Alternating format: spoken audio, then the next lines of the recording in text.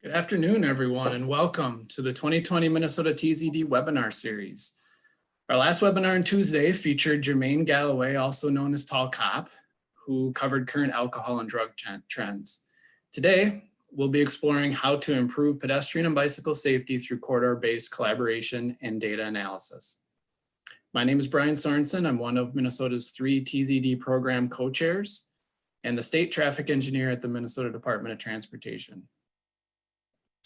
We'd like to start out today by thanking our hosts, the National Highway Traffic Safety Administration, Minnesota Department of Health, Minnesota Department of Public Safety, and the Minnesota Department of Transportation.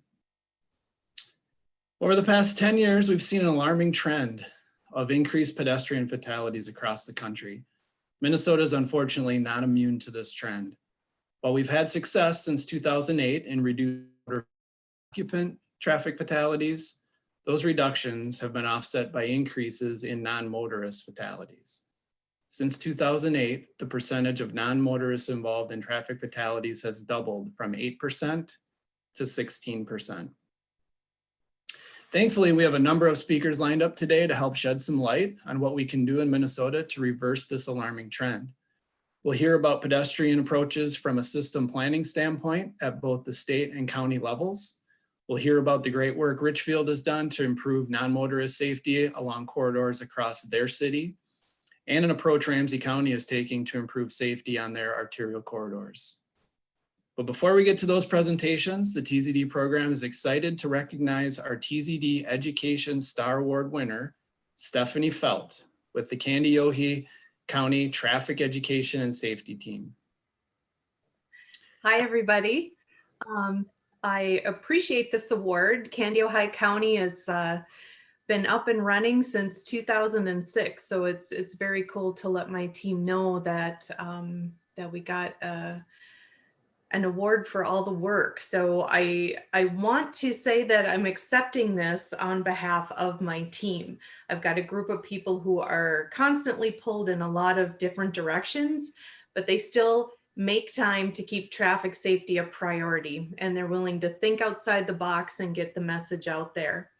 And I also want to accept this on behalf of all the coalition coordinators out there who take limited funding and resources and make a lot of magic happen out of that. I've worked on a variety of public safety issues, and coalition coordinators are the most creative and driven people I've worked with in any field.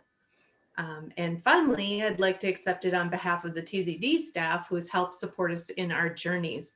You guys have the non-glamorous job of checking budgets and progress reports and helping us figure out how to make things work within small budgets. And it's a big job that doesn't get much thanks. So thanks for helping support us. And with that, I'll say thanks again for this honor. I truly believe that every little thing each of us does every day helps us reach our safety goal. So keep up the great work, everyone, and thank you. Congratulations, Stephanie. I was going to note for people just a few of the things that you've done. As the Kandiyohi County Traffic Education and Safety Team Coordinator, your efforts in developing, growing, and addressing various ideas to reach out to your community have been a huge success. You helped Kandiyohi County as one of the original pilot sites for the Joyride program in 2014, which has provided more than 1,600 rides to date. And you've also supported other communities in getting their own Joyride programs up and running. And we also want to mention that your coalition has been responsible for bringing a number of ideas to the statewide TZD program, including buckle up stencils, distracted driving safety wheels, and buckle up for a buck. So we appreciate all your efforts for the program, Stephanie. And we hope you can continue to come up with creative ideas and kind of those fun and unique ideas that you've been a part of over the years, and in helping us, move forward the traffic safety message in Minnesota. So congratulations again, Stephanie, on your well-earned TZD Star Award. Thank you so much. And at this point, what I'd like to do is introduce our moderator for today's session, Renee Keel from SRF Consulting Group, which I should mention, she was a Star Award winner from last year And we want to thank Renee for moderating today. And with that, I will turn it over to you, Renee.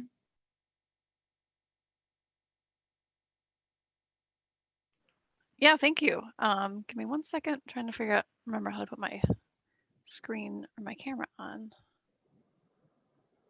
Here we go. All right, so welcome. Thank you again.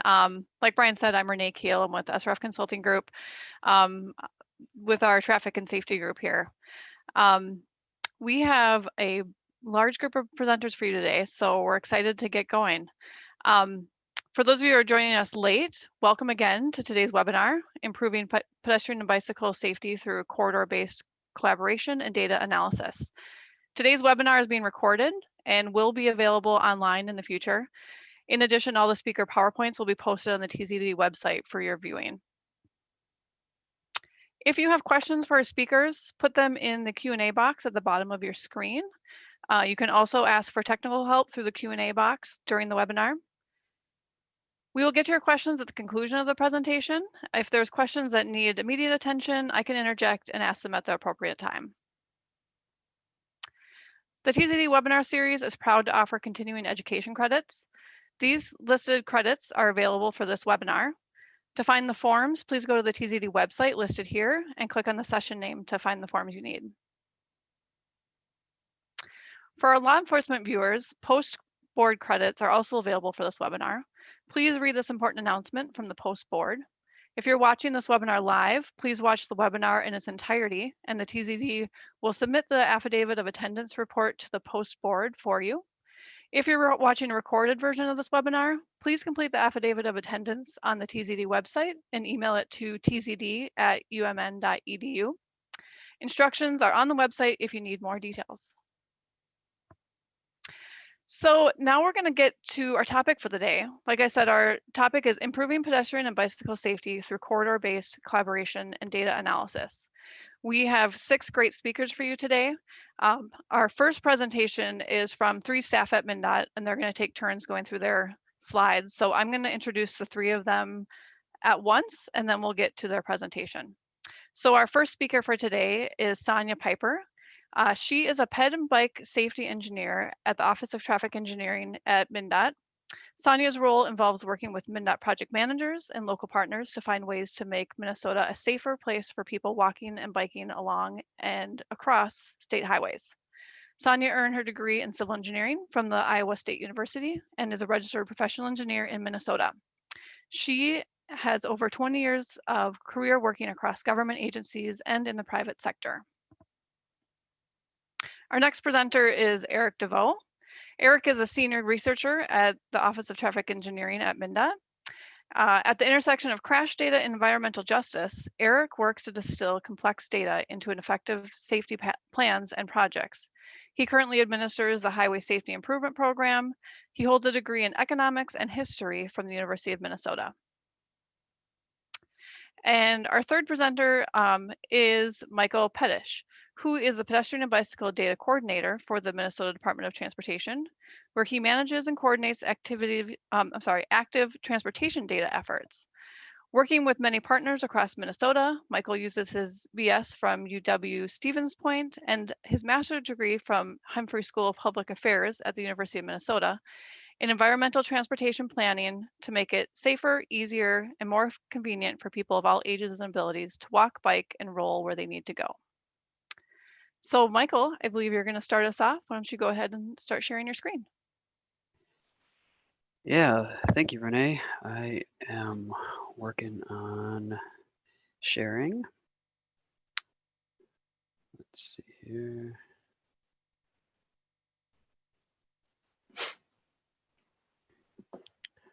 Okay, be able to confirm that you can see it? I think so. Okay, fantastic. Well, thank you for the invitation, and I look forward to, I also turn on my, camera. Yes, there we go. Hello, everyone. So thank you for the invitation, and in putting this together, I was trying to think of different ways in which I could explain some of the data that I work with and collect and tie it to real world things. And so what better than the current pandemic in which we are all living through and dealing with in our current environment. And so that's going to be the focus of what I'm going through, and touch on a few other ways in which the data beyond the pandemic can be used to influence some plans, policies, projects, whatever else. So again, I work within the Office of Transit and Active Transportation, which is housed at the central office at MnDOT in St. Paul, and working with Kirby Becker and Amber Dahlman and other bike and pedestrian planners and transit people. And earlier in the pandemic, I was reading several different newspaper articles and other articles, and I came across this one, and the title was Coronavirus in Minnesota. Traffic decrease shows people staying inside. And so this big photo was on the front of it, and obviously on the highway here, there's much fewer cars. We don't know exactly the time of day, but it just seems like there's not anyone about. But then I was like, well, is this really the case? Are there really fewer people being outside because of this pandemic? So I thought of a few different ways in which I could approach finding out the answer. And so starting with reaching out to Eric DeVoe, who you will hear from later on, who manages some of the state traffic volume monitoring and has produced this graphic. And you can see roughly at the beginning of the pandemic, the traffic volume was higher than the baseline, which is this horizontal line across. And then the pandemic hit and the stay-at-home orders happened. And so when that article was written, early April, it was already at about a 50% or 45% decrease on average across the year. And so far, it's kind of gone back up, but the average throughout this pandemic period is still about negative 13% from the baseline. And so I thought, well, can we get the same information for people biking and walking around the state? We have lots of different people counters. We have 13 that are on trails, 8 that are on roads, and then we also have 5 DNR counters. This one right here in Wisconsin is just it's the legend. We don't have one in Wisconsin, but using the information that is collected daily by each of these people counters was seeing if we could get a similar type of graphic to help really, I guess, test my hypothesis that more people are outside than that article was suggesting. And so this is an example of some of the sites that we have around the state where these people counters are, and the dashed lines indicate infrared sensors that detect body heat. The diamonds in the pavement are metal detecting looped wires that essentially detect when a bicycle rolls over them. And then we have one site on the Vets Bridge in Mankato where it's an overhead infrared sensor. So that's why this big red area is denoted. And so I started looking at the information that they were collecting. So pulling it down daily from the counters, looking at outliers based on lots of different things. So some equipment may have failed, or there was construction that rerouted people that would typically go by a site. And then also looking at the monthly average day of week volumes from the previous 3 years, and essentially comparing this year's volume to that average for the previous 3, and using the 26 sites that we have people counters at, and starting to display that information. And so I'll also note that historically October is, this is sort of a tangent, but historically October is unfortunately the most problematic or deadly month for biking and walking in the state, because less light or daylight savings time, and also lots of different factors. But you can see if we look across the data, we can determine other things that are specific to walking and biking volumes during different periods of time in the year. So this information is useful for lots of different reasons. But back to the scheduled presentation. So I was able to, looking at the information that our counters were giving us, compile this this graphic. So the pandemic, again, the timeline is the same as the previous one I shared. This is March 1st, and then there's initial couple spikes. This one is the big Easter snowstorm, so volumes drop back down. But on average, and especially last weekend, when it was, our last couple weeks when it was fantastically gorgeous, we were seeing huge spikes.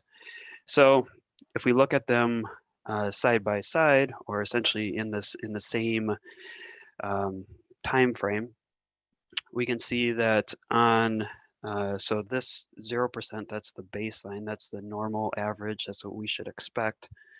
So on the positive side of it is active transportation, and on the negative side is motor vehicle transportation. So it's that title has lots of titles or newspaper articles are deceptive. We are seeing that, in fact, a decrease in motor vehicle volume or traffic does not mean people are staying inside. Quite the opposite, in fact. The mean average between motor vehicles, or the mean average across that time period for motor vehicles, was about -13%, whereas it was about +47%, which is a big difference. And some validation, we were able to look at Strava data. So Strava data, if you're not familiar with it, it's essentially an activity tracker that people use to track walking, running, hiking trips. And in 2020, we can see that the number of walking related trips are on the rise. Same with bike trips across the state. And so we also, my intern, Susie Scotty, working with me, also produced this story map, which the link is here, and it'll be live within the PDF file that I released to this TZD consortium. So you can click on it and view it yourself, but essentially it is going site by site across the state and showing the differences between, again, the historical average and what the 2020 data is showing us. And so you can see between all of these different week periods, on average, there's more and larger blue dots, which indicates a increase rather than the red and smaller dots, which indicate a decrease in traffic compared to the baseline. So yeah, it's another interesting way to review and look at the information. And specifically within Minneapolis and St. Paul, we're seeing lots of policy and reallocation of space so that people can recreate safely and conveniently, and get around and improve their health, mental and physical and whatnot. But not all sites saw increases, and so several of those sites happen to be within the metro area, and a lot of them are related are on typical bike commuting routes. And so again, going back to Strava data, we're seeing that in 2020, bike commute volumes are lower than the previous few years. And so on average, we can also classify these sites by different user types, essentially. And so we're seeing that sites that are typically experiencing recreational or more recreational usage are roughly up 30% for this time period. But those that are seeing utilitarian or specifically commuting are down about 30% for this time period. So people are likely shifting their behaviors and where they and their travel patterns and such.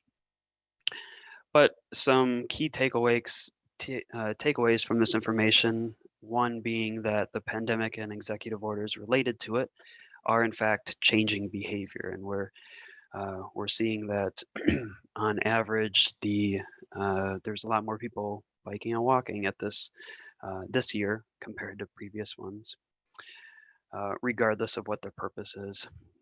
Number two, active transportation networks are important for health and well-being. That's probably why there's a lot of people doing it and out, and will require us to balance public space and maintain social distancing in our transportation infrastructure. So trying to think of within our limited right-of-ways and within our limited public spaces, how do we both encourage people to be active, but also allow them to do so in a manner that's safe for them and for others. And long-term counting is important. So long-term data collection, I guess, in general is important. So if we didn't have counters that were collecting information, since some of them since 2013, we would not have the information to compare to and have a good understanding of how 2020 is different. And also, active transportation counting allows decision makers to have data to make informed decisions and have awareness, such as creating specific routes for biking and walking in neighborhoods, and even going as far as MnDOT's temporary outdoor dining permit, realizing that allocation of space is important and critical to some businesses, and just being able to think out of the box and be responsive and flexible. And then there's also benefits of data sharing that are both internal and external to MnDOT. So this is an example of the University of Minnesota, actually a forestry department, working with me and EcoCounter to try and better understand how people are socially distancing or adhering to social distance guidelines. And it was at 4 different locations in the Twin Cities, and the percent encounters and how people move or don't move away from each other when they encounter each other on a trail. It's rather very interesting, and 6 other states are doing this too. So findings should be out in the next 4 months or so. But I guess we're addressing questions at the end of it, and so I will concede my time.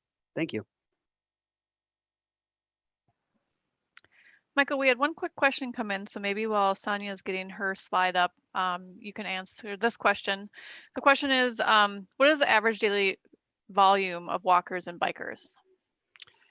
It depends a lot on the site, and so for instance, some of the sites in Minneapolis on an average day, regardless of weather, we're probably seeing 500 or so people total.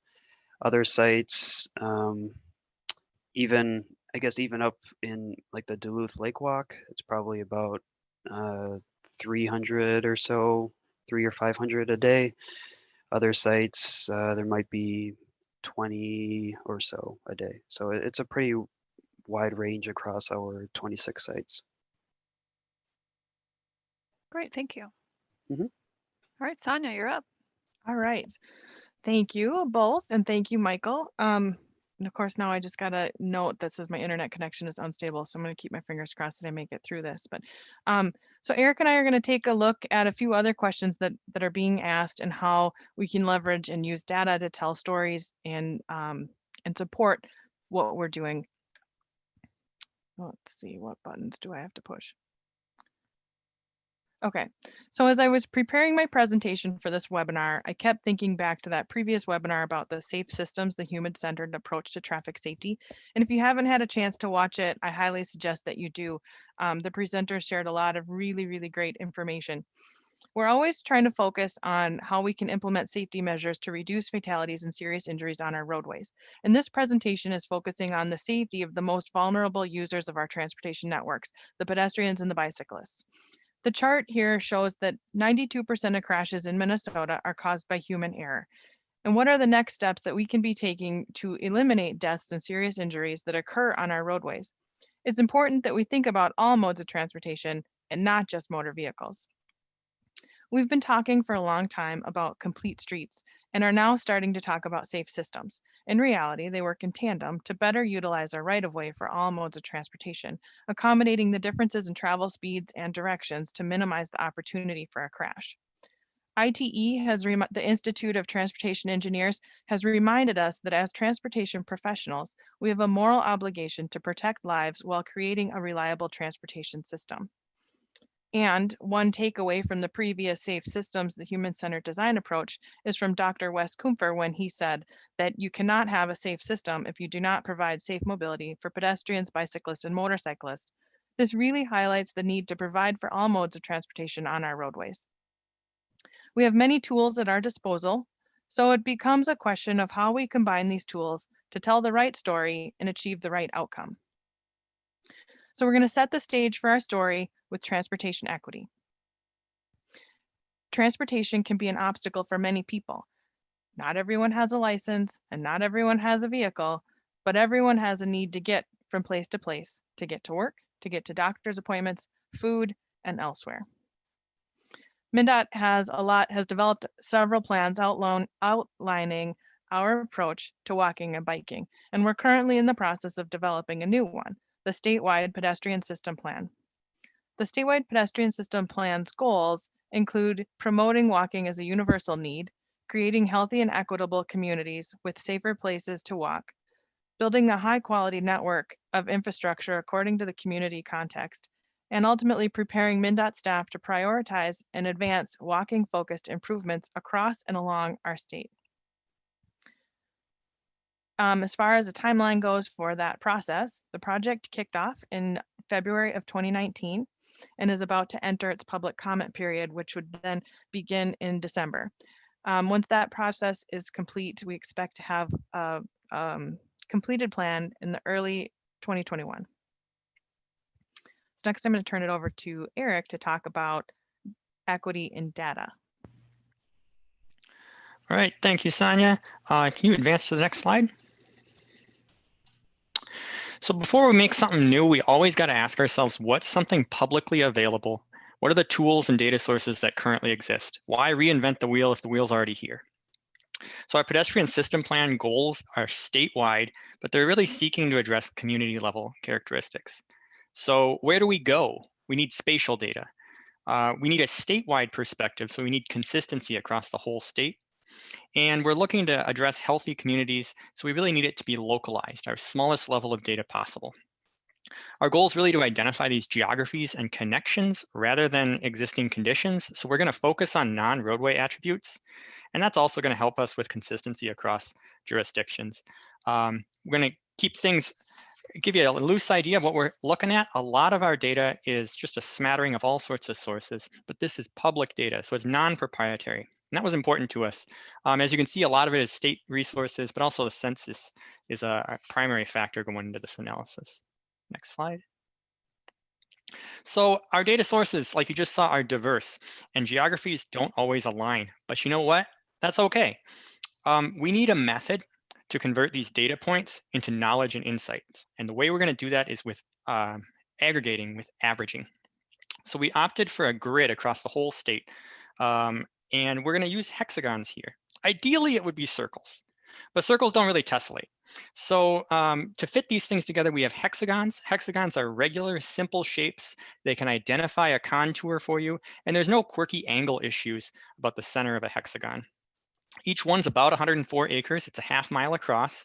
Ballpark, if you want a point of reference here, it's about the size of a Mall of America. One of the perks here that we have is, like Sonia mentioned, roadways can be barriers to people walking and biking, but they can also be natural boundaries for people who map. So aggregating up on this grid lets us to score a road and not just have to figure out which side of the boundary should it apply to. Next slide. So we have a Minnesota Walks plan, and really this was used to identify priority populations for pedestrian improvements because they're more likely to rely on the pedestrian infrastructure. And so we use these as a starting point for our score, and we also had some other walking and biking factors as well. Next slide. So our goal here was to build something intuitive. We need to be able to create knowledge and story tell. So we need something to call it. So we need a pithy name. And we went with space. So the suitability of pedestrian and cycling environment. To us, it's important to be able to story tell, but also integrate into a larger process. So we went with binary thresholds to integrate into this process, spend more time doing the analysis rather than creating some complex metrics here. And everything's going to be scaled out of 100. Interpretation here is what percent of this project or this hexagon has the characteristics for further consideration. Next slide. So what is space? And if you click one more time, Sonia. Thank you. Space is really trying to capture exactly what we were just going for. We have 19 factors here statewide to try to capture what are those Minnesota Walks priority populations. What is the latent demand that's out there? So who could and would be walking and biking? What is the environmental justice in this area? So are there underserved or underinvested communities that we need to be keeping in mind? Trip generators, things like schools and bus stops in urban areas, as well as a safety risk we have for intersections on our trunk highways. Next slide, please. So we're just going to do some quick outputs here. So this is the output. Now, I don't have a story here, but just to kind of capture what is it that we're seeing. And in general, we see that downtown areas are going to come out a little bit stronger, but also going to pull out things like schools. Off to the left is St. John's as well in the St. Cloud area. Next slide. Really quick down here in Marshall, this kind of helps us to prioritize and direct attention to areas that may not have anticipated. Down here, while Marshall, much more the regional hub, we see Walnut Grove really coming out, and doing a little digging on my end, find that Walnut Grove really embraces that changing Minnesota, little house on the prairie into shifting demographics with the growth of an immigrant population coming down here. Next slide, please. And then one final one here is looking up in the Bemidji Cass Lake area. This is really we had a project passing through in Bena and Ball Club, and it wouldn't have necessarily registered initially that we should do some further investigation. The trunk highway does not pass through a major commercial downtown in this town, and yet it's scored as high, one of the highest in the state. On further walking the actual project, we saw some desire lines and real potential improvements that we could try to build on. Next slide, please. So that statewide pedestrian system goals also charges MnDOT with creating safe and high quality facilities for walking. But how do we find these? Next slide. We use proactive and systemic safety. So there are no obvious hotspots. And on average, a non-motorist crash occurs for about every 500 miles statewide, 500 miles of any roadway. But what are the roadway characteristics that are correlated with those fatal and serious injury crashes? And of those characteristics, do more of these risks imply a greater risk for non-motorists in our serious injury crashes? Next slide. So MnDOT analyzed our trunk highway intersections, primarily in urban areas for non-motorist risks. We found 7 factors that, when present, they're associated with more fatal and serious injury non-motorist crashes. Now, at the time when we did this, we used stars. And looking back, I might reconsider maybe using a different shape. But in this situation, more stars is more risk. So that's sort of something I'd like you to keep in mind, but this is really an idea of how do we judge where crashes may occur, given that a crash may not have happened yet. Next slide, please. So can we identify risk? We can. And so when we look at our trunk highway system, half of all of our fatal and serious injury non-motorized crashes occurred at about 25% of our intersections. So that's pretty good priority right there. In fact, if we were to expand things a little bit further, we could get up to about half of the intersections having almost 3/4. But really what we used here is to say that 4 and up for our number of stars is a high risk intersection. So we were able to identify risk when there is or is not crashes present. Next slide, please. What's great about this is that we can take this analysis and we can apply it almost anywhere. This is an example in Virginia, Minnesota, and it's an example of a 7-star intersection. So just looking at those characteristics, we can say, what is there risk here?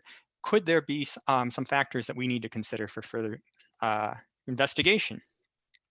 This very same site, though, has a space score out of 63 out of 100, right? Which gets me thinking, based on the intersection characteristics, we see that this is a high risk non-motor severe crash site, 7 stars, right?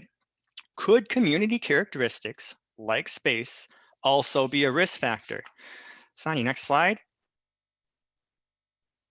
The tension is building. Yes, and the crowd goes wild. Okay, so we see that about 15% of all of our roadway miles across the whole state score 51 plus on our space score. But that makes up over 70% of our fatal and serious injury non-motorist crashes. Just gonna let that sink in for just a second here. We have done what we hope to achieve even by just trying. And that's what I wanna get here is just try, and we can try to identify what we need. So a combination of proactive risk analysis and environmental justice analysis can identify and help prioritize sites for further consideration. All right, thank you, Eric. I definitely was cheering when the crowd went wild. So let's talk about more ways that we can use this data to inform and enhance the design of our roadways. My team coordinates with MnDOT's districts to identify the projects planned within that 6 to 8 year horizon in the future. We analyze the space scores of the project corridor, review the project location, and ultimately select approximately 30 projects per year to provide some specific non-motorized or active transportation scoping recommendations. And we're currently in our 3rd year of doing that. The space score is not the sole factor in the project selection, but it is used in combination with others. To understand the full potential and the need of a project, we feed our process additional data sources, and in this case, it's combined with project location and whether or not the project impacts any cities or centers of population. The next chapter of our story helps us quantify the usage of our roadways and facilities. So we can use count data to determine how many people are using various facilities. Michael Pettish spoke earlier about counting pedestrians and bicyclists through static count locations and by installing temporary counters. We can also review data from Streetlight, which is a company that pulls anonymous cell data to quantify travel patterns. And while these are good tools, there is still work to be done. The count data networks aren't available everywhere throughout the state, and the information obtained from Streetlight isn't an actual count, it's more of an approximate representation of usage. It can be more helpful when we're looking at which crossing locations are the predominant movements. The act of counting people isn't necessarily representative of how many people will utilize a brand new facility. It's not the same as estimating cars. It's a little more like the movie Field of Dreams, and if you build it, they will come. There's also opportunity to continue to grow these efforts. With more counting, we can determine accurate exposure, which can give us better crash rates for people walking and biking. Our next chapter covers design flexibility as it relates to land use. When we properly identify the land use context of a project corridor, we can better understand the needs of that corridor and how to design it appropriately for them. MnDOT has written a tech memo that outlines the various context zones. And as we continue to update our design guidance, we'll be focusing on the land use context zones in various ways, including aligning a modal hierarchy expectation consistent with the needs of each zone. The performance-based practical design guide outlines some data-driven design flexibility that directly correlates to the land use context. We're beginning to see a shift and increased flexibility in our historic design standards, ultimately better utilizing our right-of-way space to accommodate quality facilities for all modes of transportation. And as we put together the chapters of our story and the plot thickens, we can apply what we know to solve problems using proven safety countermeasures and design recommendations. 2 important reference materials include many of MnDOT's design guidance as well as materials from the FHWA. Listening to stories is just as important as telling them. Coordinating with our local partners and stakeholders to hear what they see as issues and concerns, even if they happen to fall into that quote unquote feelings space and it's not necessarily backed up by data. That perception of safety is equally important to the story. As we continue to piece together the puzzle, my team walks or bikes the project corridor to get the firsthand account of travel patterns and origins and destinations. By seeing that bigger picture of the local network that perceives safety issues, the land use context, and origins and destinations, we can see how MnDOT's roadway fits in to be both the challenge and the opportunity. The goal of the story is to determine the best way to effectively utilize the right-of-way space for all modes of transportation. We can and should be striving to reduce the travel speed through more than enforcement and education, but through engineering as well.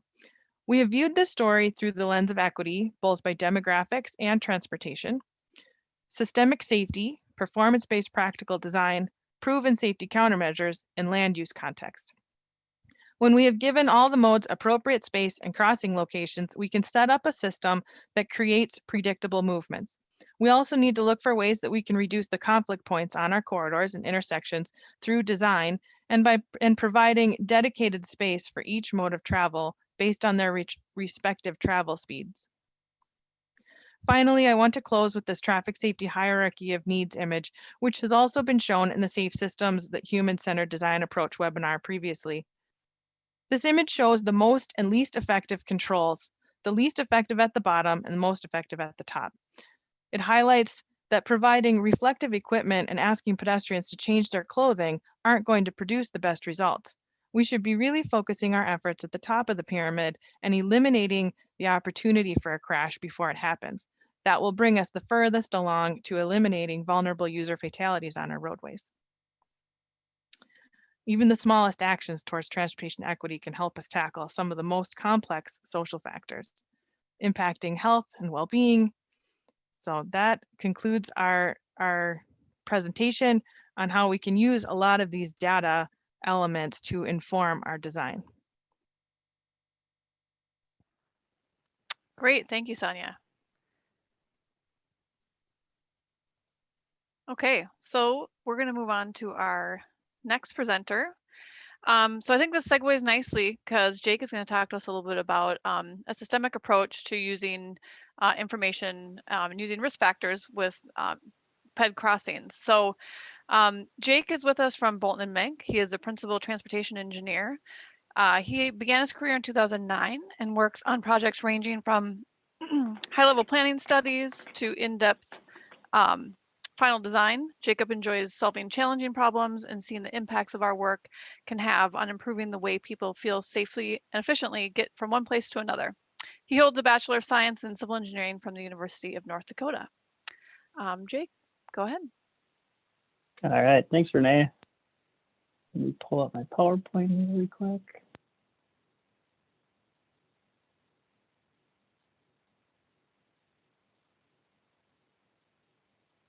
All right, great.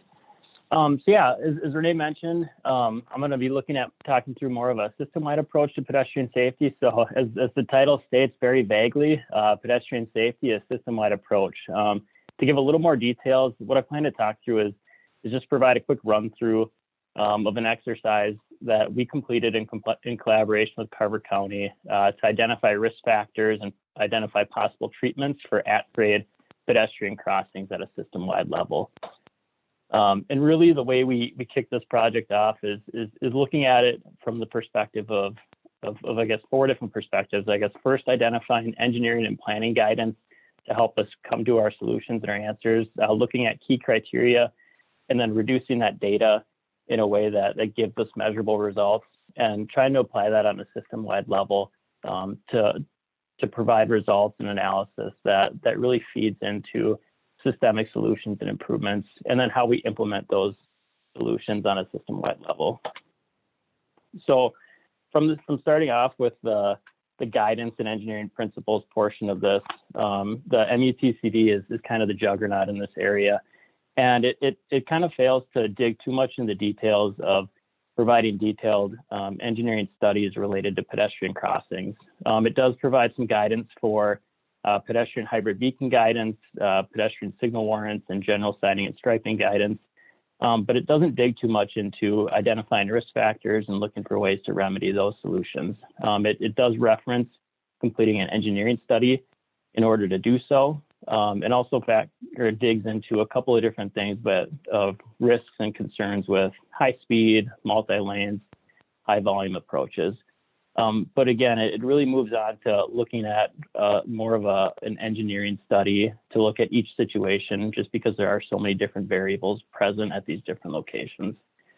So as we move beyond the standards or the guidance documents, there are some best practices and guidelines that are out there and that have been developed throughout the industry. And beginning with Charles Aguirre research that really set a good tone for moving forward with at-grade pedestrian crossing evaluation. Since then, there's been a lot of good documents developed from the Minnesota Best Practices for Pedestrian Bicycle Safety. The MnDOT Traffic Engineering Manual has a very good resource for pedestrian facility treatments that assigns risk factors based off existing conditions and provides recommendations. And Sonia also referenced the FHWA Guide for Improving Pedestrian Safety at Uncontrolled Crossing Locations. So there are a lot of good resources out there to identifying risk and identifying solutions to implement at these locations. So there's really no need to recreate the wheel. It's just finding which of these documents best suits your needs of what you're trying to accomplish. And something that's consistent or items that are consistent really within all of these documents is establishing that backbone criteria of what are those influencing factors to that develop risk at crossing locations for pedestrians. And really it all starts with kind of outside of that is looking at the demand. So a lot of times in these situations, we talk about chicken or egg, what comes first. If the crossing doesn't provide well for pedestrians across that location, they're likely not going to. So if it's a tough location to cross that, is that because of the conditions, or is that just because there's not a direct need or use at that location? So first is identifying that demand to make sure that investments being made are a good investment for the county or the city's dollars. And once you get beyond that and you do identify a need, it falls into that backbone criteria of looking at a few different factors. The first being speed limit. So how fast are the vehicles going on the roadway? Because that increases the risk for pedestrians crossing at that location. Average daily traffic.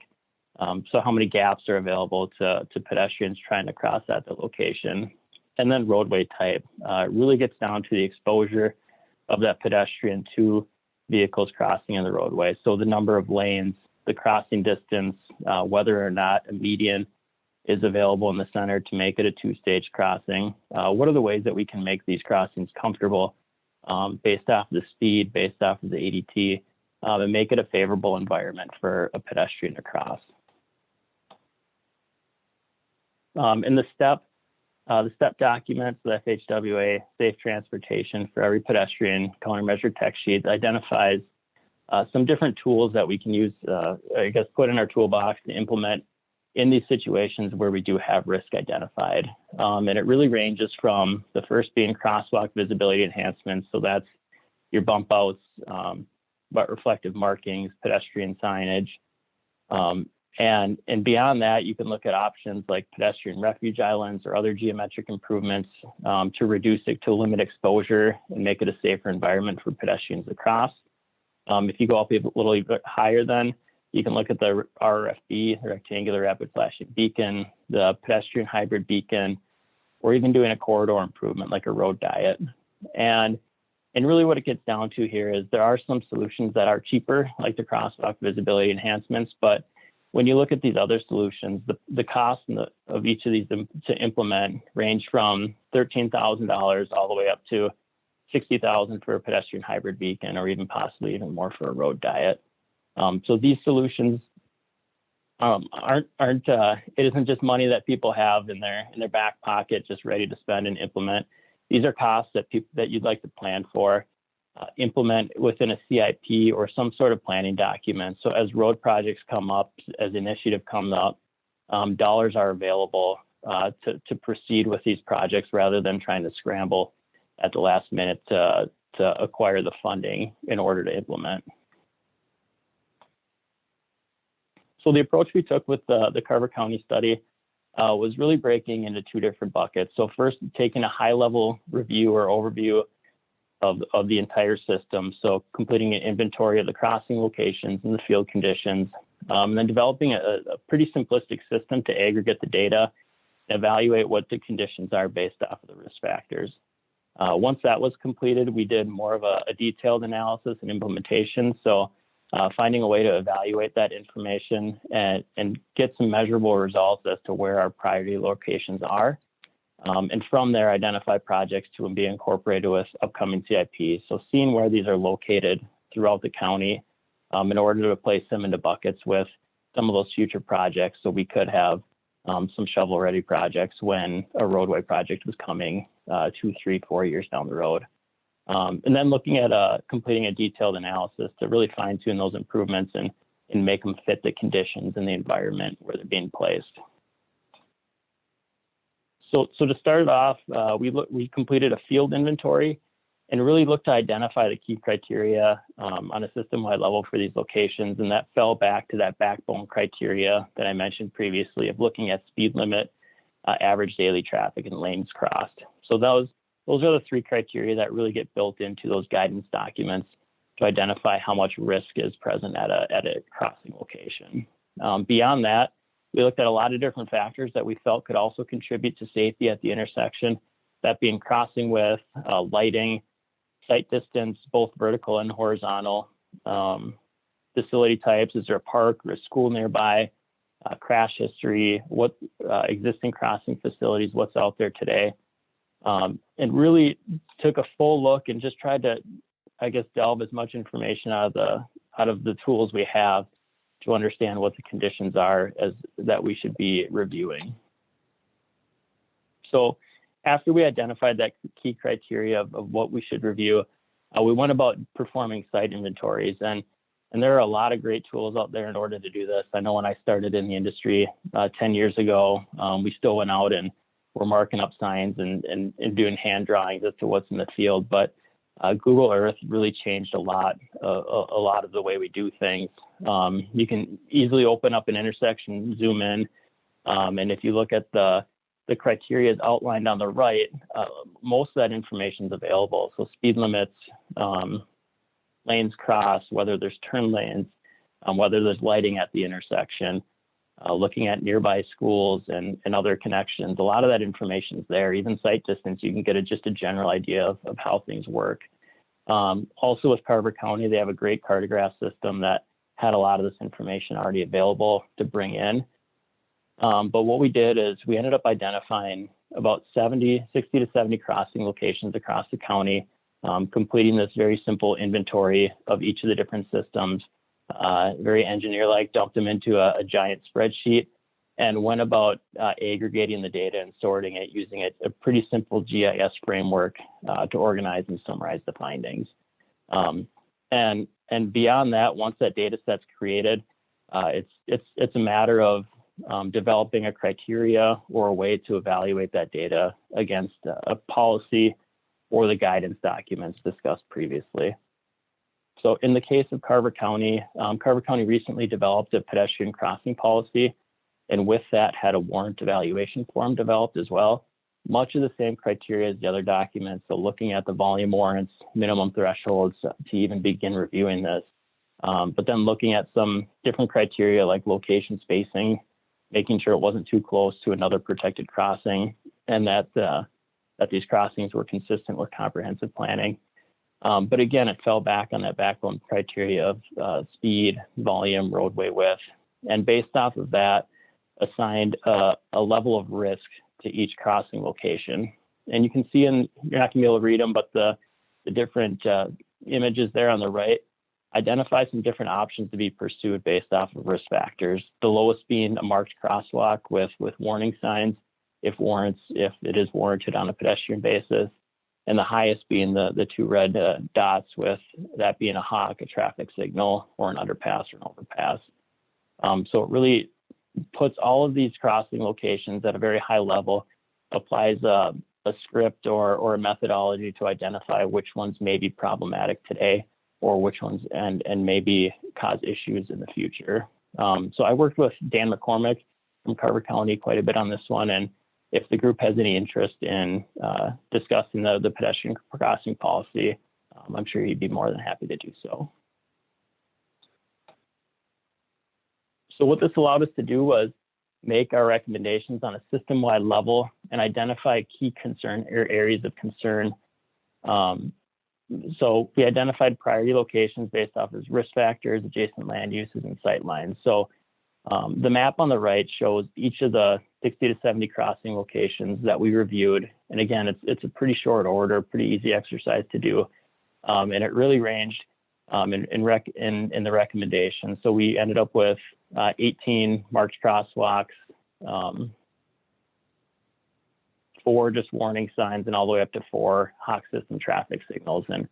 And just this is just at a first blush based off of the risk factors identified in some of these documents. So what this allows us to do is, again, just actively review upcoming capital improvement projects. So as we look at projects coming up, reconstruction projects, overlay projects coming up in the next 3-4 years, you can see there's a problematic crossing on one of these roadways, and it allows the county to begin planning for and having discussions with the local communities on whether this is something that they should pursue or begin to implement. And as these projects are implemented as part of a larger project, it can be much more cost effective too, as opposed to trying to do in a standalone pedestrian improvement project. So this really allows you to complete the local agency and stakeholder planning and coordination as well. So just provides an opportunity to talk with a local agency and identify these problem areas.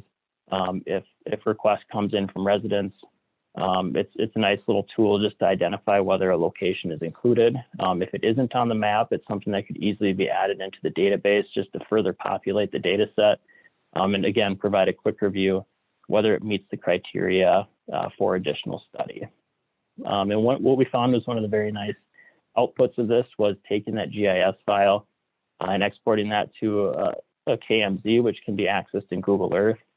And at that point, it's a really easy tool and link just to send and share, where you can kind of zoom into each of these locations, click on one of these dots, and it populates a field where you can see the different criteria at each of the crossing locations, the risks associated with it, and just get a very good overall picture of where your most problematic areas throughout the county are.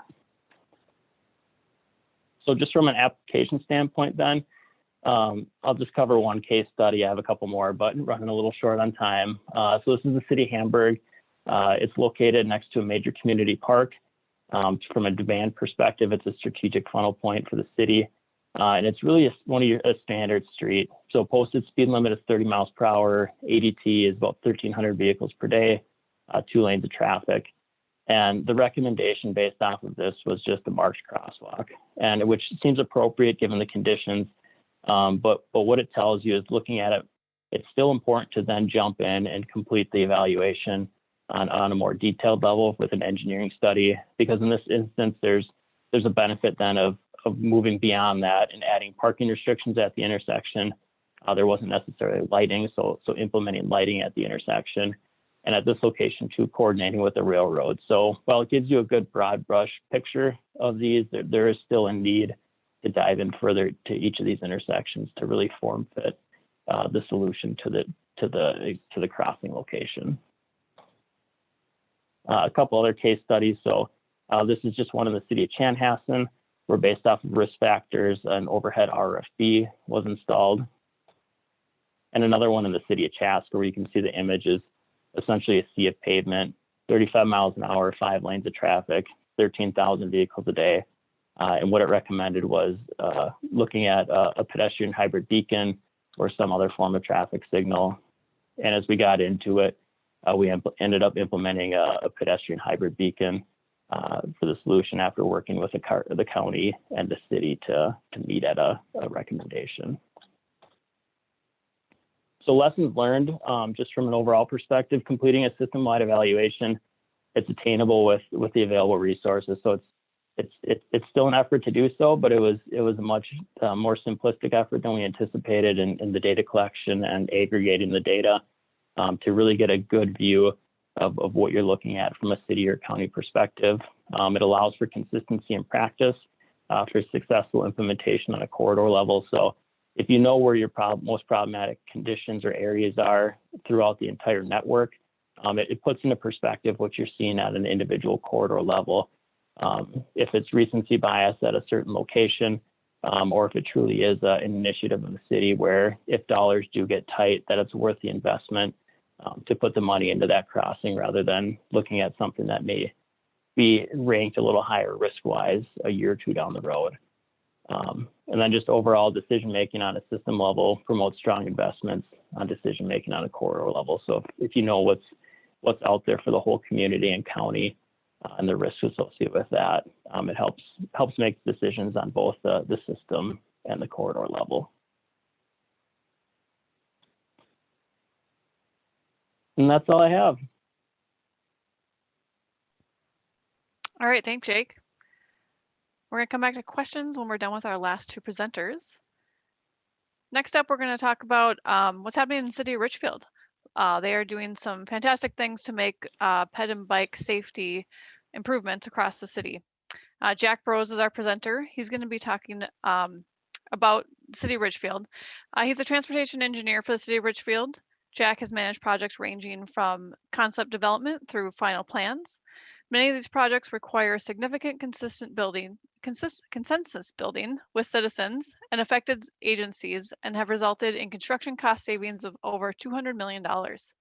Effective utilization of design flexibility to address technical and stakeholder issues allows for successful delivery of these projects.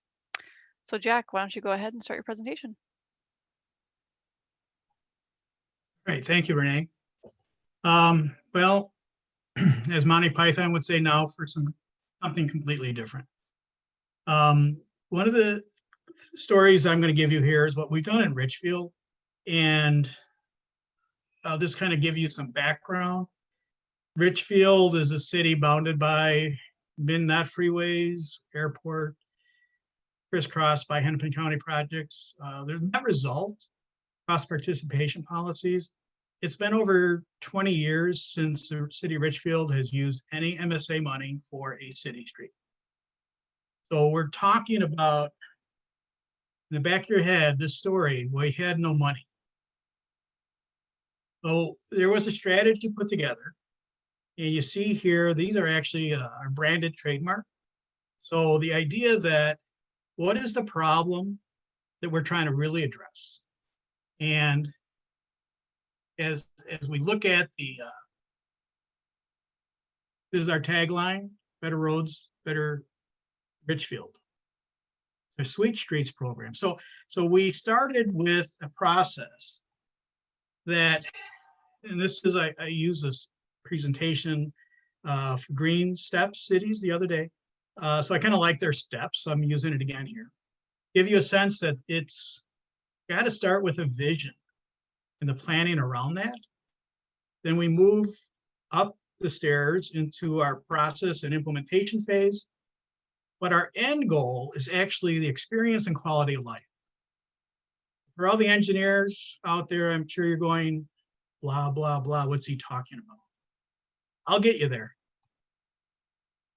But at the beginning, we started with, and this was with the council, all the citizen commissions in the city of Richfield, and we had a visioning process that looked at 50 years out. What would the city be, and what are the things that we need to focus on to be different? Because we're a built-out community, and these are in a rank order. So we looked at this process, and we had a series of debates and workshops. But you see what came out of the process magically was multimodal design. Even though we were a built-out community with sidewalks, not everywhere, but with sidewalks on our major roads, the multimodal design, we had very little biking facilities, was seen as the #1 thing to make a better Richfield. You can see through these, it's less and less engineering, connectivity in the public realm, the local economy, designing for people. Most engineers during their projects, they have these things come up during an open house, and how do you deal with it, right? You see sustainable solutions. So you see a lot of what I'll just say buzzwords, but we started with this as the problem. This is the problem we're trying to solve so we can make a better Richfield. So as we get into more of the planning, on the upper left is our bicycle routes, our bicycle master plan. Primarily, you see our nice grid, but we've primarily looked at origin destinations. So our parks, our commercial areas, residential. And so it formed our routing. The plan itself didn't specify what type of facility, but it was a routing. So we had all our routes. On the lower right, This is probably our heaviest use of data. On the lower right, you see our pedestrian master plan. This is our demand map. It's the aggregate, but it's based on all the census data. So you have your disabilities, your age, and you start to put all of those, I think there's 20 some data sets, that when you start to look at it, you see the heat map kind of flare up. And you start to understand, and this is where collaboration, so in this side of the city, these are really the county roads. And as we looked at these roads, there was always, I hate to say it this way, but there was always this engineering perspective that said, well, we have 25,000 ADT. How many pedestrians do you have? And back to collecting data, I always find it frustrating because we're never going to have 25,000 pedestrians. But we have disabilities, we have people that live here, that go to parks across your street. And I think it was important for us to translate to the bigger problem, the guiding principles. And when we had open houses, we got affirmation that people going to the park was extremely important. And the current road was a huge barrier. So it started to really change the dynamic when we worked with the county on some of these major projects. The other thing that we've done, which is, I'm just going to call it unique. We have here in our process, you see, it's a, maybe it's hard to read, but the green boxes are normal process for a project development. But the blue box associated with each green box is that we have a Citizens Transportation Commission. In addition to the open houses, they meet and review the technical process. And before we go to council, the recommendation for the project, the alternate selected, is a recommendation from the Citizens Commission, not staff. Our job as staff is to bring the information forward, to make sure feasibility is monitored, but the actual design is customized by the citizens. And that's what goes to council. And again, I might be wrong that this is unique, but delegating the authority to the commission for making a recommendation, I think, is the unique part. In part of the process, we're talking about to focus on the pedestrian. We all talk about this, we all understand this. At the speeds we're talking about in residential streets, 30 miles an hour is a 50-50 chance, severe injury. I use the resource from AAA. That's where I get this chart. But by the time we look at our major streets and we have 85th percentiles over 40, even though they're posted 35, you start to feedback loop that for a pedestrian trying to get to the park, and I had people tell me that their family would not let them walk across to the park, that they would drive. They wouldn't let their kids ride their bikes to play baseball because of the road. So what's the problem? So we are trying to solve the problem, which is the community, not necessarily an engineering solution. So now we became engineers. Now our process is we get to implementation. We put together our own performance measures. These are, again, in rank order. We start with our guiding principles, concept of equity, environmental considerations. Then when we get into the modes, you see what's on the bottom here. When we do a process, we start by talking about pedestrians first. Then we move on to transit users, then we move to bicyclists, then we get to the vehicles.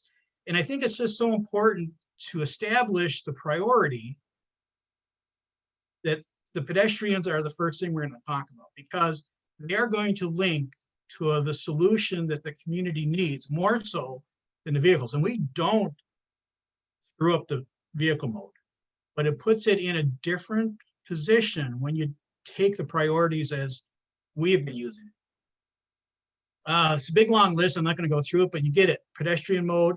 So we're considering the ADA, crossing distances, lighting, shade, all of that. But I've also got on here, maybe it's hard to see, delay cross.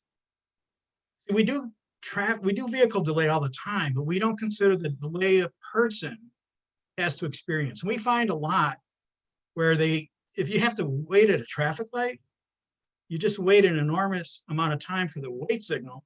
But if you're crossing two legs, are you actually going to wait for the second one? So then people take risky behavior. So the delay for a pedestrian to make their movement across the roadway is a very important thing to consider. So we do each of these modes have a long list of detailed measures as we move through. So how are we changing things? So now we're getting to our experience and the quality of life as our goal. And here you see on the left, this was a 4-to-3 conversion. The previous road was sidewalk right against the back of curb, 4 lanes of traffic, no medians, nothing. Here you might see a significant change. So not only is it 4-to-3 conversion, we went a little deeper into using those performance measures for the pedestrian. You're going to see the medians. You're going to see the crosswalks. You're going to see the road actually meanders. Driver awareness. So when I put this road open to traffic, I got calls from people asking me, what are those things out in the middle of the street? I'm afraid I'm going to hit them. And then I explain why they're there. Because of the need for the pedestrians. And so we raised awareness, we lowered speeds back to what are the performance measures to get us to this outcome. So as you look around on the far right, that's Wayne in a wheelchair. Wayne lives on this corridor. He told me how his life has been given back to him, his freedom, his mobility.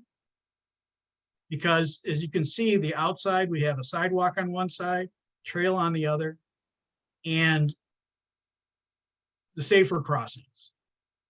We also, and I'm not focusing on bikes, but you see the on-street bike lanes. So we've got, for the range of bicyclists in Richfield, you can bike on a sidewalk. We have the on-street bike lanes, multi-use trail.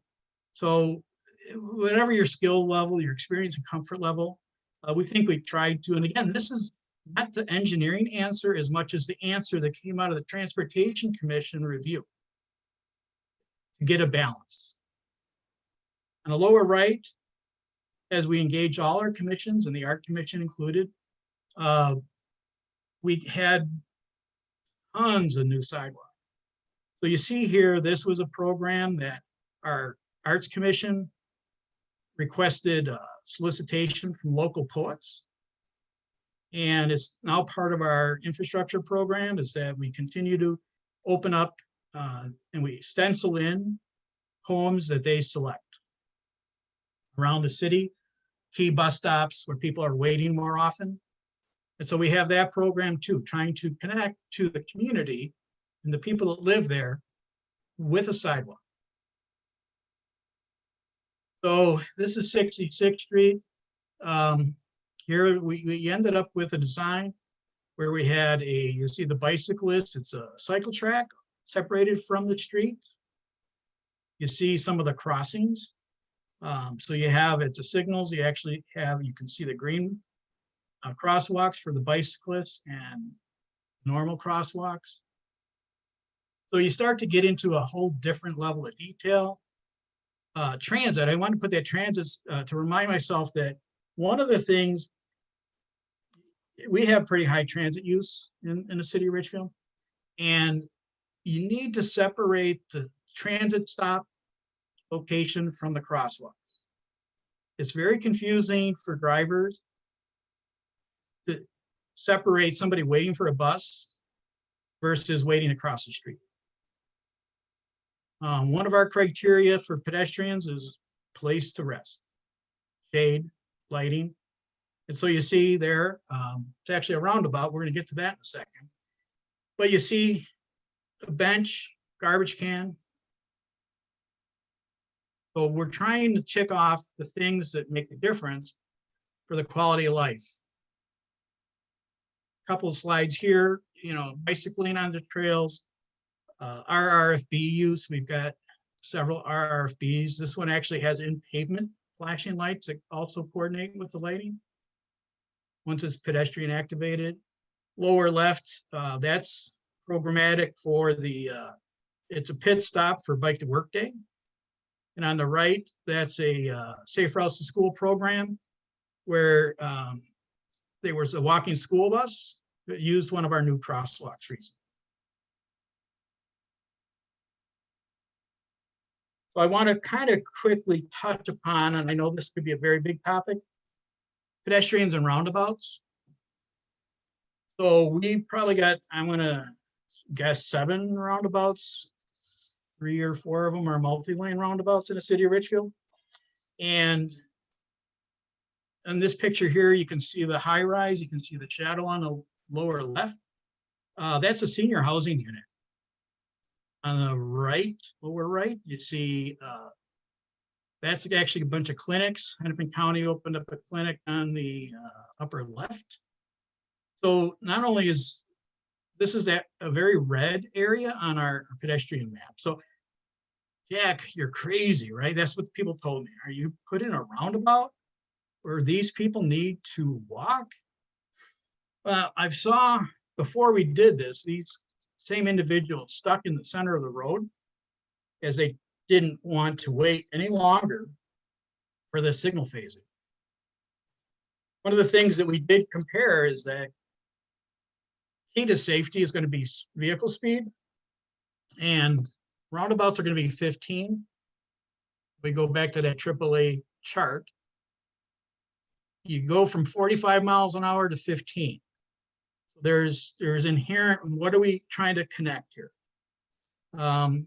We did do a few things uniquely because of the process, citizen and council input. One of the things we did is we put in these audible RFBs at the crossings. Again, it might not have been a technical threshold that we met, but it was a very social need.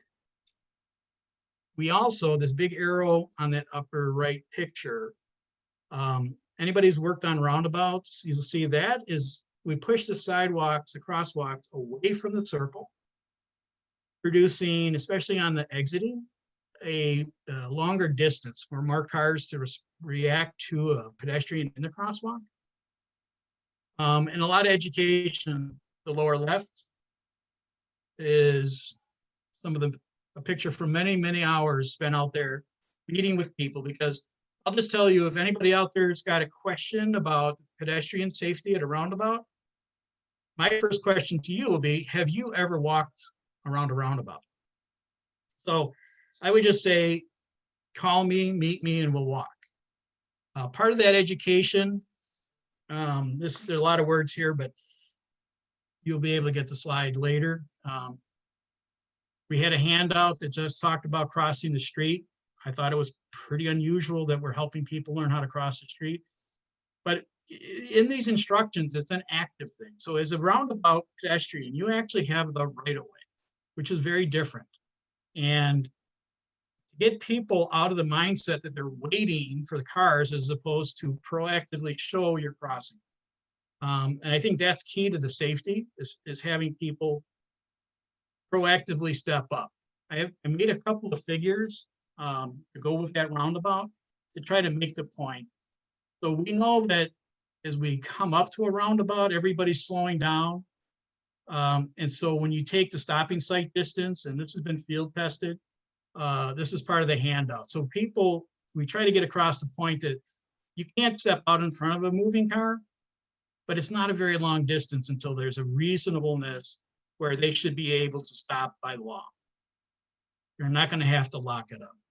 So we know that their foot's on the brake already. This approaching, all the research pretty much said approaching a roundabout, even a multi-lane roundabout, there's not a lot of yield concerns, and there's not crashes to speak of. And I guess I missed a slide there.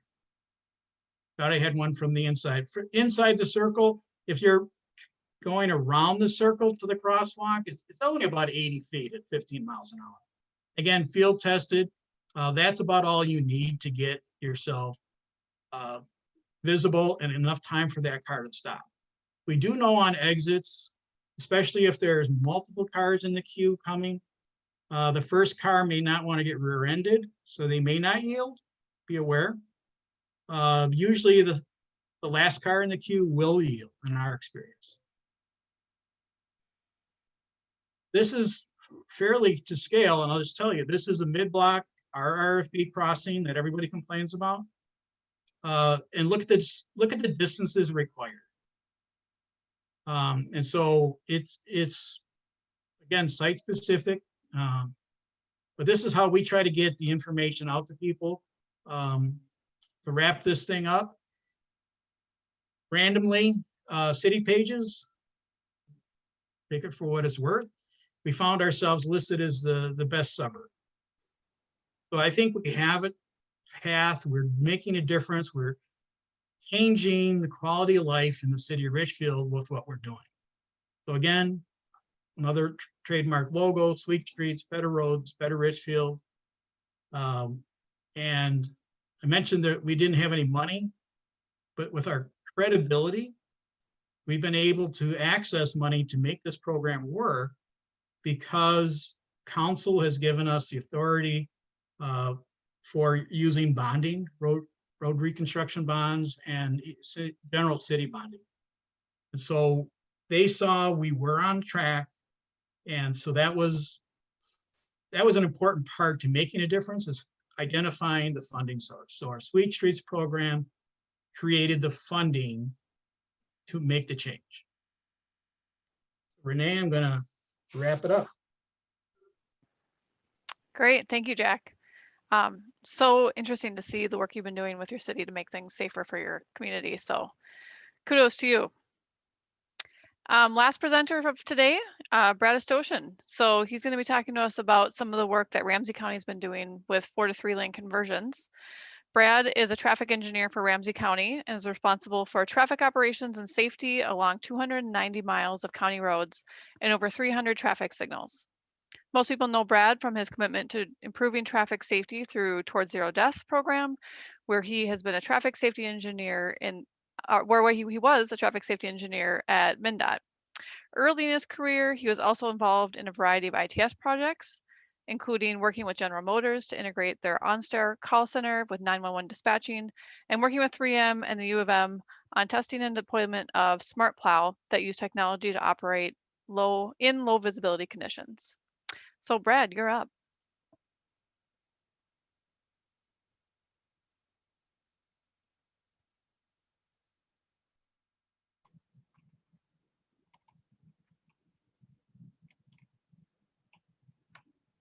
All right, thanks, Renee.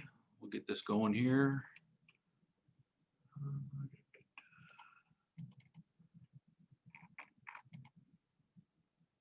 All right.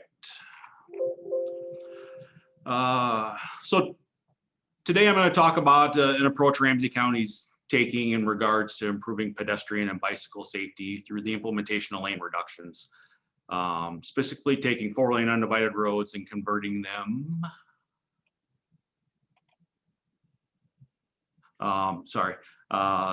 Taking 4-lane roads and converting them into 3 lanes, one road in each direction. And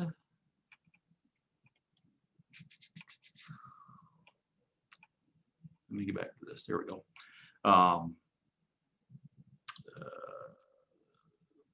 And so there's lots of stuff I could talk about in terms of motor vehicle efficiency with this, but really what I want to talk about today is the non-motorized aspects and how this provides an opportunity for us to make improvements for our most vulnerable users. But first, let's establish the framework for what we were trying to accomplish in this study. Our primary objective was really to determine if a 3-lane road or really something other than a 4-lane undivided road was viable based on, near-term traffic projections. So, what's the level of service if we took a 4-lane cross section and compare it to a 3-lane cross section? In most instances in our study, we determined that 3-lane configurations are viable, but really we have to make trade-offs, and usually, those trade-offs are increased delays in the peak period, and our goal or our expected outcome is that we anticipate some speed reduction. So we dug into the details on the difficulty to implement. It could be that there's space available and it's an easy transition. It could be that we needed signal modifications or replacements or a plethora of other details that go into the project development process.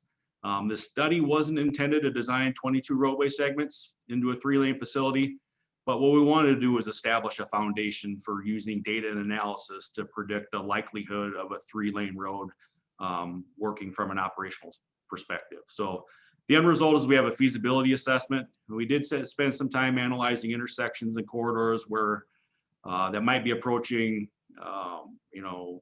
capacity constraints to determine the magnitude of improvements that might be needed to operate things without breaking it down operationally.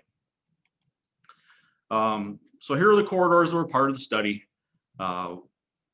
The St. Paul Road. So St. Paul participated in the study with us. We partner a lot with St. Paul because they have a fair share of Ramsey County roads, especially the 4-lane undivided type. So we asked them to participate in the study along with other cities that had 4-lane undivided facilities. And so we had some St. Paul specific streets that we included in our study as well.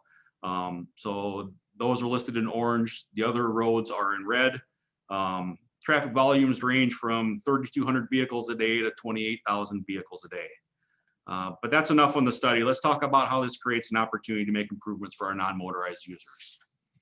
So pedestrian considerations were a factor that were included in our feasibility assessment in several ways. We use street light data to get a relative estimate of pedestrian activity on each corridor. So through the context of our study and our assessment, we know which corridors are likely to have higher pedestrian and bike users compared to others. We also use Metro Transit's boarding and alighting data to further help us understand the magnitude of the pedestrians, as well as potential impacts to curbside uses. For example, transit boarding is a curbside use, parking is a curbside use, bike lanes are a curbside use. The curbside use helped us to incorporate the amount of considerations that the project may need to address to successfully implement a 3-lane road. In some instances, choices will need to be made. Do you eliminate parking? Do you provide a bike facility? Do you embrace transit services?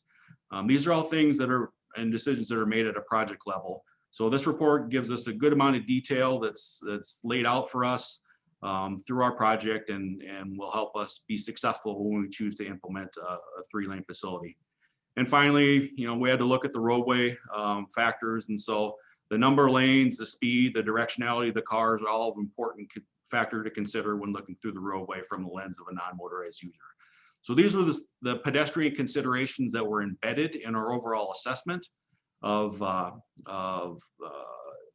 considering the non-motorized users and our feasibility study for a 4 to 3-lane consideration. So now I want to talk about some of the pedestrian accommodations that we've incorporated into 3-lane conversions that have already occurred in Ramsey County. Hopefully everybody can appreciate that crossing a 3-lane road is a better environment for pedestrians, vehicles, and bikes compared to a 4-lane undivided facility. However, I don't want people to walk away from this presentation thinking that a 3-lane conversion in isolation will solve all the pedestrian safety or crossing needs. There will be instances where you need to enhance pedestrian crossing to help people get across the road. Again, I think using our report, we've identified pedestrian generators on the corridor to help focus where those locations might need some of those enhancements. And again, these are project level decisions that we work with the cities on when we get to implementation. It's not fiscally possible to have enhanced crossings at every location along the corridor. And we'll need to work on balancing modal needs, especially for people busing, walking, biking, riding, and rolling. I will note that Ramsey County has an all abilities transportation policy that places high emphasis on walkers, bikers, and transit users, and is the foundation for when we work with the cities. So let's get to some specific things that we did as part of our recent 4 to 3 lane conversions over the last 2 years. This is an aerial photo of a crossing that was in place under a 4-lane divided roadway that was recently converted. This intersection has a bus stop that's on both sides of the road, and connects to a regional trail on the right side of the screen. Unfortunately, a pedestrian was killed trying to cross this location, and an immediate response that Ramsey County did was to install an RFB to mitigate the situation. You can see that from I'll say the fresh concrete that's a little brighter on the aerial in there. Here you can see what the crossing looks like after we converted this to a 3-lane facility. Now, this is before we were able to get our final pavement marking in when we got the aerial photos that were taken. But you can see the RFB was retained. Modifications were made to create better infrastructure for people boarding and departing transit buses. So on the left side of the screen, you can see that we have 2 areas where people can board and depart from buses. And so this is an example of making specific enhancements to help with our pedestrians and our transit users. The final markings are on here, or have been installed, and I think we have a much better crossing with a pedestrian refuge island with the RFB that, again, I think creates a safer, better environment for pedestrians to crash. If we go further south along the same corridor, this was another location similar to the previous one where we determined enhanced crossing was going to be needed. The arrangements that currently were in place is the bus stops were, you see one on the north side of the road and on the south side of the road towards the bottom of the screen. That was the boarding areas for the transit facilities. And there's also a multi-unit housing complex that's over to the left side of the screen. Not the best environment for pedestrians across the road. Obviously, people that are using the transit facilities are going to have to cross the road at one point during the day, either to get on the bus or to get off the bus and get to their final destination. So here you can see some of the modifications that were made to improve the crossing with the 3-lane configuration. Again, prior to the final pavement markings being in place, we work with Metro Transit to actually move the bus stop that was on the south side of the intersection to the north. This created an opportunity to install, again, a pedestrian refuge island and a median to provide additional infrastructure for people crossing the road, in addition to enhancing the Metro Transit stop. An interesting tidbit, as Jack mentioned, when you make changes to the roads and you put pedestrian islands in, you get all kinds of calls about what are these things in the middle of the road for? What are you doing? I had a transit bus that was stopped at this location, picking up passengers, and I had somebody that passed the transit bus just between the refuge island and where the bus was parked. And people were up in arms in terms of, that's unsafe. It's not, we have the multi-lane threat, you're not eliminating it. But in this situation, you can pass a stopped transit bus. But in order to do that, there's barely enough space for anybody to get by there. So we estimated that the vehicle that passed the stopped transit bus was going about 5 miles an hour. Yes, I would prefer that they didn't stop a transit bus, considering they were dropping off one passenger and they probably got delayed a total of about 30 seconds for that stop. But in terms of looking at creating a safe environment, if that vehicle did choose to pass the bus at 5 miles an hour, that's a good environment.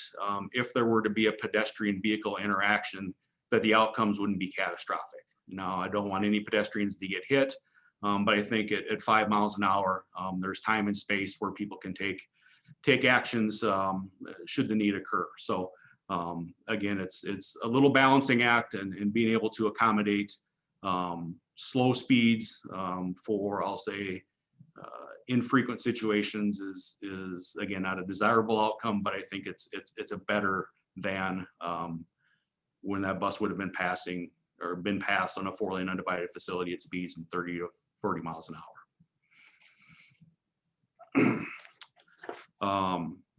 And this is the last location I wanted to share with you on a different corridor, which we did temporary installation of an enhanced crossing. So as you can see, we installed some bituminous curbing. You know, we use, I'll say, this soft launch to get buy-in from the communities that were a little skeptical about what exactly we were going to do. And so we went out and modified some striping. We put in bituminous curb and a bituminous island, trying to create a decent crossing environment. To give you a little context here, the sidewalk on the south side is part of a school. That's the only sidewalk that's on the south side of the corridor if you go to east or west. And so it's a limited, isolated pedestrian facility.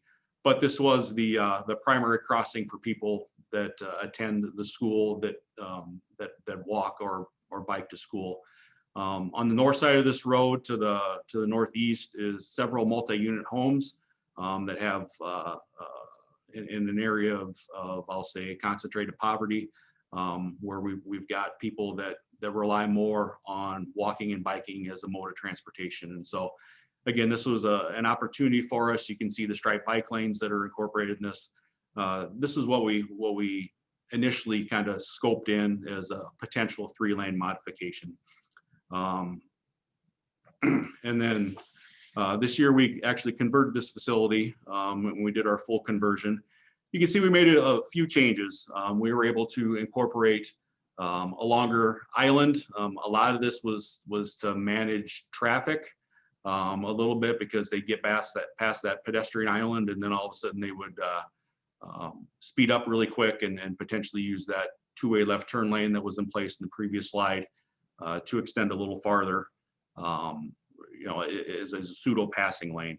And so we also made a wider left turn. And so I think if we go back to the previous slide, you can see that we had striped out and then kind of had an offset left turn lane.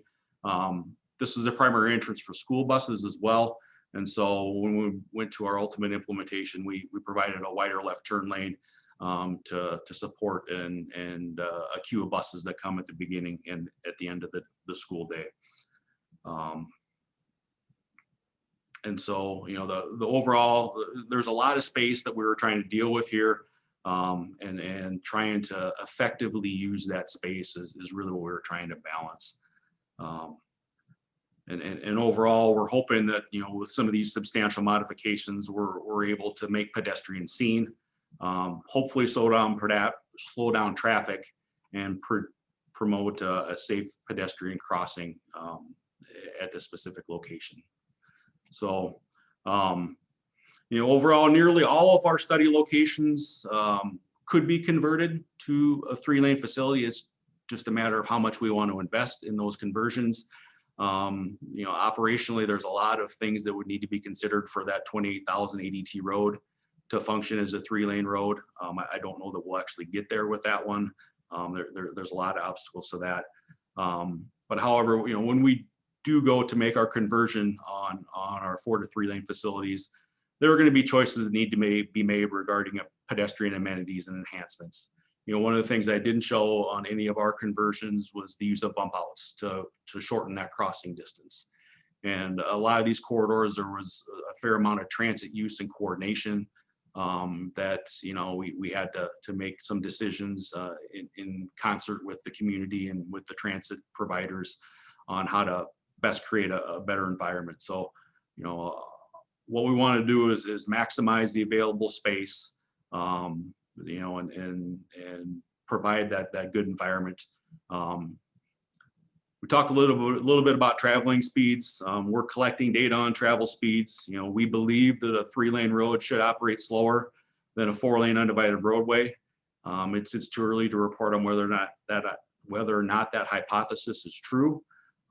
We know that speeds of vehicles is an important concern we hear from pedestrians when they try to cross the road. And, you know, again, I anticipate we'll get some speed reductions. I don't know that it'll be the magnitude of, you know, of a 20 to 25 mile an hour desirable speed. But, you know, our 85th percentile in some of these corridors, we're we're pushing 40 or even above 40 miles an hour. So if we can get that down into the lower 30s, it's a step in the right direction, and we'll still have some work to do. And so with that, I wanted to leave plenty of time for questions for myself and any of the rest of our presenters. Yeah, thank you, Brad. I gotta say, with 6 presenters today, we are right on time. I'm really impressed. Good job, team. Okay, so we're gonna do some questions and answers here. Those of you who were presenters today, if you wouldn't mind, turn your cameras on, so when you're answering, we can see you. And I have 4 questions that have come in so far. If anyone else has any others, please feel free to put them in the Q&A box right now. I'm going to start with a question for Eric. And Eric, I believe this is related to your space tool. So the question is, how do you get consistency across the state in different areas with different usage volume scenarios? Yeah, so as it comes to the space score, it's actually more based on population characteristics rather than a description of volumes or any form of traffic. So one of the quirks to that is that unless you get a community to move, you can't improve the score. But in terms of the characteristics of a community, doesn't necessarily relate to walking and biking or traffic volumes themselves. If there's more to that question, feel free to let me know. Great. Next question is for Jake. So Jake, there's a question wondering, did you look at all intersections in the county with your Carver County study, or just those on the county-owned roads? Yeah, we started with just looking at intersections that were documented in cartograph as being marked crosswalks, and kind of weeded out the ones at roundabouts or signalized intersections. So I believe they were primarily county intersections. From there, or county crossings. From there, we added some city crossings as well. And but yeah, it was mostly county. Great, thank you. Next question is for Jack. If the Citizen Transportation Commission makes a recommendation to council regarding the design of Richfield roads, how do you ensure the results will be a plan set that a licensed engineer can ethically sign? And has this been an issue yet? Yeah, so we maybe add more detail. I know I was going pretty quick through all of this. The staff and or the consultant brings to the commission design features, design alternatives, and anything that doesn't have an engineering threshold is not considered feasible for consideration. So they are only given the engineering range, but there is a lot of latitude. So I showed you a picture at 66th Street where it had a off-street cycle track, one-way cycle track. In the design of cycle tracks, often Minneapolis, for example, that would be immediately adjacent to curb, and you put in a slope face curb so that a cyclist who wants to pass, because it's only a 5-foot bike lane, so it's challenging to pass. So a bicyclist could get stuck on our design, but the design in Minneapolis, they can check traffic and slide over down the curb, make a pass, and come back up into the cycle track. So in the debate, now both of those are feasible. An engineer can sign either design, but in the case of Richfield, the debate centered around how many people would utilize, because we had established the buffer, the boulevard, is a significant improvement for quality of experience. So they wanted the boulevard before the cycle track. And so either way, like I said, that's not an engineering threshold for your license, but it was a decision that we didn't make the recommendation to even the commission. We just debated it. We helped them understand it. But the final decision that went to council was what they felt was the best for their community on that corridor. That helps. And then we go into a full set of engineering plans. That's all the pre-design. And after that, the engineers take over. If there's any problems, we bring it back just so people are aware if it didn't work out. Thanks, Jack. All right, we have two questions that are roundabout related. One was related to, the safety of ped crossings and roundabouts, and I think Jack talked about that quite a bit in his presentation. There's one specific to, is there a concern with drivers entering the roundabout being focused on vehicles to their left, and they may not be looking to see pedestrians that are in front or to the right of them? So that question could be for Jack or any others that have thoughts on that topic. Well, I'll start it and I'll let people join in, add to it. That answer is always entering the roundabout or exiting the roundabout are different. So let's start with entering the roundabout. So the human behavior, so when you're slowing down, your field of vision expands. And especially with the crosswalks being offset from the circle in general, we offset them a little bit further, it becomes a very separate decision point. So as you're slowing down, again, we have RFBs, your vision as you're slowing down into a roundabout, even like I said, all the studies, there's not even a yield problem identified on entries, even multi-lane entries. Different on the exits, coming out of the circle, your foot's on the gas. And like I said, in general, in our observations and the studies have shown, yield rates do go down. And so we have found the same thing. And we found that having the pattern, if you're being followed, as again, you're going to be less likely, most likely, to get rear-ended. So you're going to double check if you're going to hit the brakes for a pedestrian, even on multi-lane exits. So in our advice, we always make sure people are on the truncated domes as they're making their decision. So you watch traffic and you're looking for traffic, and you can tell if they're stopping or not. Don't step out into traffic. And so it's pretty human driven safety. And so we don't find that the issue, in fact, back to our pedestrian study, there's so much to talk about. We included our pedestrian crash history, and we've had roundabouts for over a decade, and we have not had pedestrian hits, any kind of crashes in our roundabouts. Yet you can't say the same thing for our signals. Well over 50% of our pedestrian hits are at traffic signals in the city of Richfield.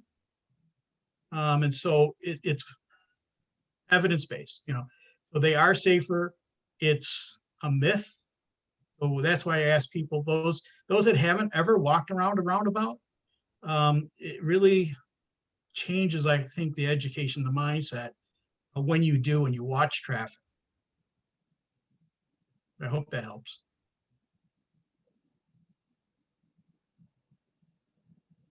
Okay. Next question is for Brad. So Brad, we had a viewer wondering if you can confirm, are your 4 to 3 lane conversions, are they mostly on collectors, or do you also look at arterials? They're on both arterials and collectors. So yeah, they carry a decent amount of traffic, and at the end of the day, we're willing to trade off, I'll say, some peak hour delay in order to create a more consistent environment the other 20 hours a day.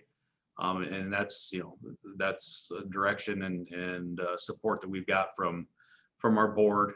We go to some of these meetings and we get people that will express some concerns about, it's gridlock, during the AM or PM peak period.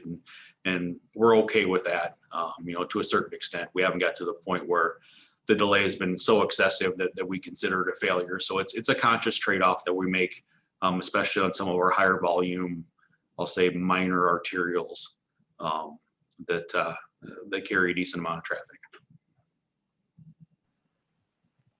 Thanks, Brad. And our last question, I believe, is just for any of your panelists.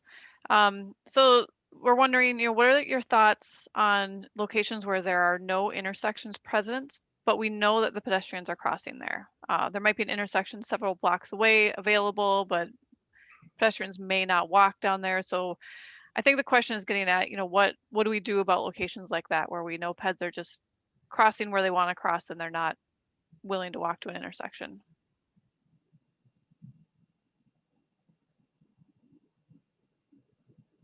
I can take a shot at that. I think part of what you need to look at is the context and are there pedestrian generators? The pedestrians can cross anywhere. If there's a concentrated area that they're getting to, maybe the entry into a regional trail that happens to be a mid-block crossing, or things like that, then I think it's imperative to look at that, just like you'd look at access for cars to get to certain locations. Depending on what's out there, you could have multiple driveways or you have a single driveway. And I think you need to take that same approach, looking at your pedestrians and where they're trying to get at, and do they have the needed access for that? As we know, they're not going to walk thousands of feet to our preferred crossing, especially if they make that crossing successfully many times. And so some of it's taken that context, if it's an isolated instant where, you have, it's not consistent, and what you want to do is you want to set the driver up to recognize the pedestrian. You want to set the pedestrian up so they can safely cross the street. And so, I know that intersections are desirable, but they're not the only location pedestrians can cross. I was going to add some, but I feel like Brad kind of covered it. The pedestrians are sensitive to their out of direction travel, and I agree. Looking at the land use context and setting up that system to accommodate all modes and put the turn lanes where cars need them, but also crossings where people walking need them as well, really matters in the way that we think about our transportation. All right, we had one more question come in that I'm going to read. So it was talking about, for the presenters that were talking about using sensors as an amount to use to prioritize needs. The question is, could an argument be made that less pedestrian use actually is a sign of greater risk and need for prioritization?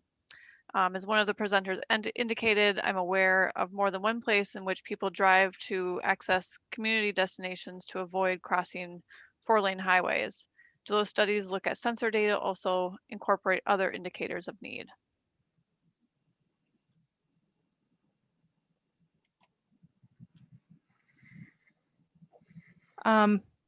I do think that just because you don't see a lot of pedestrians doesn't mean that you have a safe system. I think you have a system that is missing some of those transportation elements. And not everybody, like I said, not everyone has a car, not everyone has a license, and they still have a need to get around. They have a need to go to the park. Their doctor told them that they need to get exercise, and they live, the closest place that they live, it doesn't have sidewalks. And where do they walk? They walk there. So I do think that it is still important to be considerate of how people move when they're not in a vehicle, even if you might not be seeing that right now. You just might not be seeing it. There is an example from our ADA group where there was a community they went into. It did not have sidewalks and facilities, and nobody walked. Well, when they came through, the project added the sidewalks, and all of a sudden people in wheelchairs and a ton of people came out, and they were using the facility. They were asked, why weren't you here before? And the answer was because they didn't feel safe. So people will probably avoid a situation because they don't feel safe. And that's why I said, even though we have these abilities to count, it's not the answer. We have to also be looking at what's around and where people might want to go, because they might not have access and the ability to get there because we didn't provide it in our transportation system, and they don't feel comfortable sharing space with a car. Mm-hmm. I'll also add that safety, or I guess risk, is somewhat relative. Based on context, it's not just the number of people that are crossing. So actually in a lot of greater Minnesota locations, there are often people or communities that are needing to cross a MnDOT or county highway, in order to get from school to where their new housing development popped up after the highway was built. And some of those locations, because it's a highway, they're experiencing higher speed vehicles, maybe logging trucks, other things that I guess there may be fewer people that need to cross, but the risk to their lives for crossing is, I would argue, perhaps greater than having to perhaps then having an intersection in the Twin Cities that experiences maybe a couple thousand people that are crossing a day, but there's already controls in place. There's maybe narrower lanes. There's not heavy trucks that are moving by. So trying to think of the greater context outside of and beyond the crossing point itself is critical in terms of addressing and understanding the risks that people may be experiencing or even be perceiving. Great. Thank you, guys. Well, we're wrapping up. We got 5 minutes left here, and I just want to thank our presenters. I think you guys had some really great information. Thank you to those of you viewing today. I know a 2-hour webinar can be a little bit long, but we had some really great information to share with you. So thank you for sticking with us. If you haven't yet, please fill out your evaluation. It can be found in the chat box below, and it will also be emailed to you. If you can take 2 minutes to fill it out, the TZD leadership really does review these and use them to make decisions for future events. So we very much appreciate the input you can provide. We encourage you to follow Minnesota TZD program on its social media at Twitter and Facebook. And lastly, we'd like you to encourage you to sign up for our other webinars in this series. We strongly suggest you attend webinars outside of your E and share information about upcoming webinars with your colleagues, friends, and family. The next webinar will be on Tuesday, November 17th. It's not too late to register for this event. We will have 2 speakers discussing how parental awareness and active involvement is essential to reducing teen crashes, injuries, and death. A full listing of all webinar details can be found online. Remember, they're all free, but registration is required. The Minnesota TZD program would like to end with this message. Our work to reduce fatalities and serious crashes may seem harder than ever right now. Hold your head high and know, together we are stronger, together we can make a difference, and together we can make our roads safer for all users. Together we can get to zero. Thank you all for your time today. We hope you enjoyed our presentations.